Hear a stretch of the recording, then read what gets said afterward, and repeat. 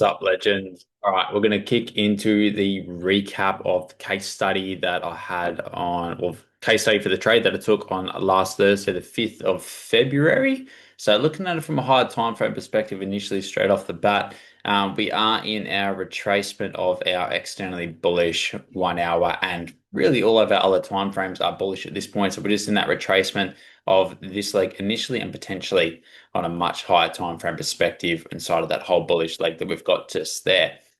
Now, we were right at the low just here.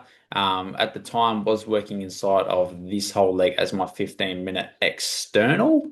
Now, following along with the 15-minute price action, obviously we had a lot of bearish momentum. Big thing with this setup is we hadn't come into any areas yet that would make sense for price to continue bullish. So the market doesn't have to retrace yet. It hasn't taken much in the way of liquidity. Recently down here, we can see it started to have a bit of a buy and then started to fail and push back down bearish. So I was looking for sells with this setup. However, there was potential for it to buy. So a couple of different things that we had. We were inside of potentially this leg, or the other side of this. We may have been inside of this leg here. We don't know, and it was hard to tell which one the market was actually going to utilize at this point in time. However, I was happy to start working with the bearish internal leg. Reason we can look at both legs as valid is, one, we've got demand area here, which has been retested. Didn't take the retest until here and didn't break the high. So you can view this as still the one internal range.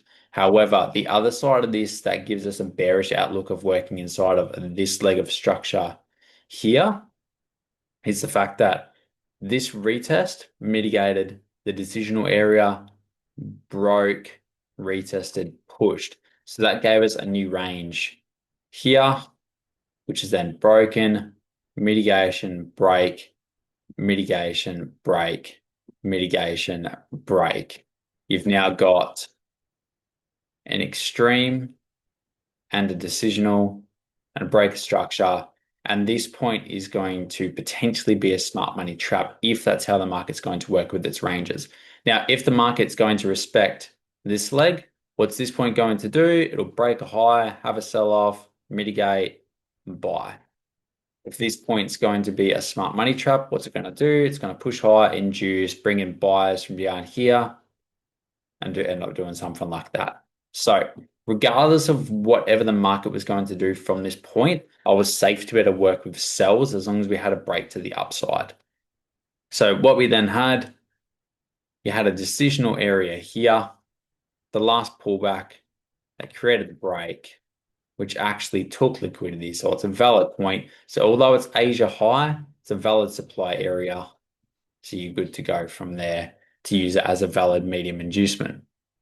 Now, I wouldn't want to be trading too far up to the extreme of this area, just given that this extreme didn't really sweep any liquidity. However, happy to work with that as a medium inducement as long as it didn't push too high, which clearly we didn't get too much of a push through it. We had a nice wick and then a retracement straight off the bat. So following on from that, here's our medium inducement, got liquidity built up under here. We know this area can potentially buy price up. So we're just looking to be able to target the mitigation of that area. Following on from the medium inducement, we've got a smart money trap area here.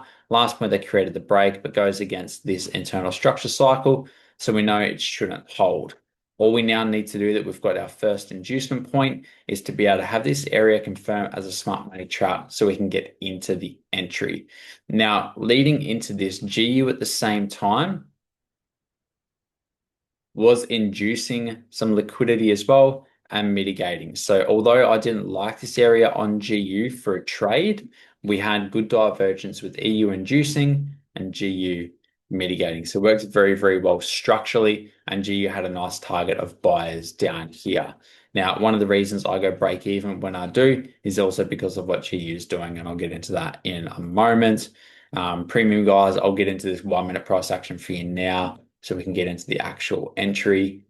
Going break even here just because I can understand that if this is going to work as an Asia high trap, so sweep of Asia high trap, all it needs to do is bring in sellers, and it'll bring in sellers through a break of structure, which we've got 2 breaks here. So now if this is going to be a trap, it's going to push up. So we've got that aspect to it here as well. So definitely have to be break even where it is. The other side of this is if we can understand that we've got an inducement here, an inducement here. If price is going to pull back up, it may need to induce something. My point here is the decisional. My stop loss was at the decisional area. So it's very valid for price to be able to pull up, induce the decisional, and then continue selling back off from there. So it'd get taken out and then obviously have it run and push my way. So because my entry is the next inducement point, I can't hold off on the break even. I have to go break even there. And because as well, G had broken its external low at the same time.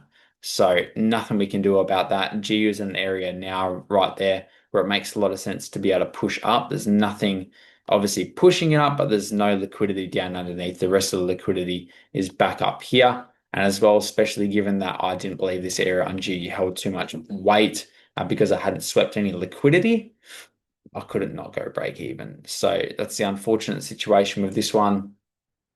Does end up coming up, mitigating the decisional area, and then selling off and then going straight to take profit. So again, that was the third one for the week that took me out at break even and then hit TP. So bit of an unfortunate scenario with it, but nothing you can obviously do about it. It's just part of the parcel. Does end up pushing its way back up, inducing that high that I said was very average, and then getting that sell off from there. So analysis is spot on. Yeah, just obviously one of those things, not much we can, do about the outcome of it, but it is a very clean trade, one that would normally play out.